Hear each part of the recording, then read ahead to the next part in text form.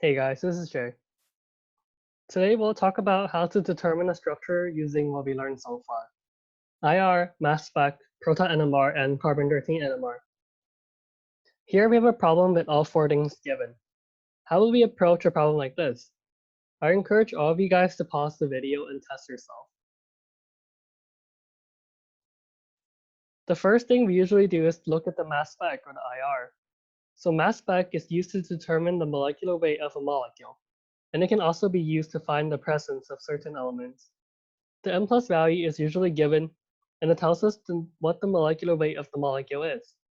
Here we identify the m plus peak as 214, which is an even number.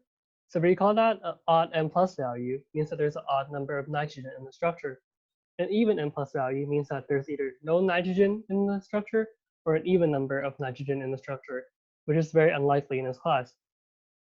214 is an even number, so there's probably no nitrogen atom within the structure. We also look out for the m plus 2 peak. We spotted m plus 2 peak at 216 and an m plus 4 peak at 218, which tells us that there are two chlorine or bromine in the structure. Recall that having a single chlorine or bromine yields an m plus 2 peak due to their isotopes. Having a single chlorine would yield a 3-to-1 ratio at m plus to m plus 2 peak, and having a bromine would yield a 1-to-1 ratio at m plus to m plus 2 peak. The ratio of m plus 2, and m plus 4 peak is 1-to-1, and that's the characteristic of having two bromine atoms. Take a look at this table. M plus peak is if both bromine in the structure are composed of bromine 79. M plus 2 peak is if one bromine is bromine 79 and the other is bromine 81. M plus 4 peak is if both bromine in the structure are composed of bromine 81. The probability of getting M plus 2, and M plus 4 peak is 1-to-1. Thus, we can subtract the M plus value of 214 by 2 times 79. 214 subtracted by 79 and 79 equates to 56. And that's the total molecular weight of the molecule without the two bromine atoms.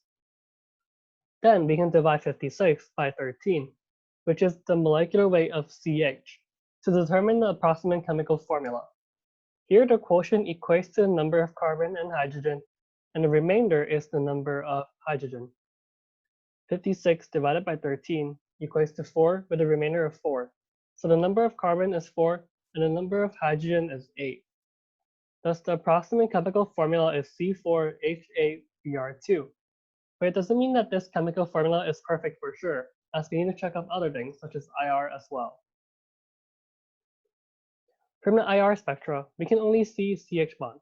We don't see any of the other peaks representing functional groups we would normally look out for.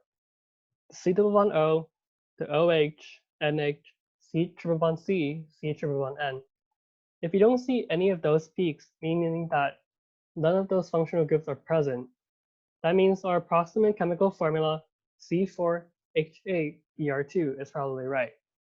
We also need to check up the HDI, or degree of unsaturation, for the formula as well. So this is the formula of calculating HDI. If we plug everything in, we will get a number of 0. That means there is 0 pi bond or ring in the structure. Note that if the HDI is negative, then the formula is wrong. So there are only 2 signals in the proton NMR and 2 signals in the carbon-13 NMR. And we have 4 carbons and 8 hydrogens. What does that mean? Recall that the number of signal coming from a proton NMR equates to the number of chemically unique hydrogen, and the number of signal coming from a carbon-13 NMR equates to the number of chemically unique carbon. So there are only 2 chemically unique hydrogen and 2 chemically unique carbon. So there is probably a plane of symmetry, each side with 2 carbon and 1 bromine. We can deduct that the carbon skeleton bone will look something like this. Where would the bromine go though? There are only 2 spots where the bromine atoms can be, here or here. Note that the bromine atoms still need to be symmetrical. Recall that there are 2 hydrogens with doublet of quartet and 6 hydrogens with doublet. That means then we have 1 hydrogen with doublet of quartet and 3 hydrogen with a doublet on each side of the symmetry. So then it can only be this one, because there's one hydrogen on each side contributing to a doublet of quartet. That means it is neighboring with one hydrogen atom and another 3 chemically equivalent hydrogen atoms. And there are 3 hydrogen each side with a doublet. That means they're neighbor with 1 hydrogen atoms. Now we can check if the peaks and the formulas match. The formula C4, 1, 2, 3, 4, H8, 1, 2, 3, 4, 5, 6, 7, 8, and Br2, 1, 2. So the formulas match. And we can check if the peaks match. So for the hydrogens labeled in red, they have a doublet of quartet. So it would get a doublet from coupling with the other red hydrogen, and it would get a quartet from coupling with the 3 blue hydrogens, giving it a doublet of quartet. And the blue hydrogens would get a doublet from coupling with the red hydrogen. Another thing that supports it is that the red hydrogens are closer to bromine, which is more electronegative. And that's why the red hydrogen and the red carbon are more downfield in relative to the blue hydrogens and the blue carbon.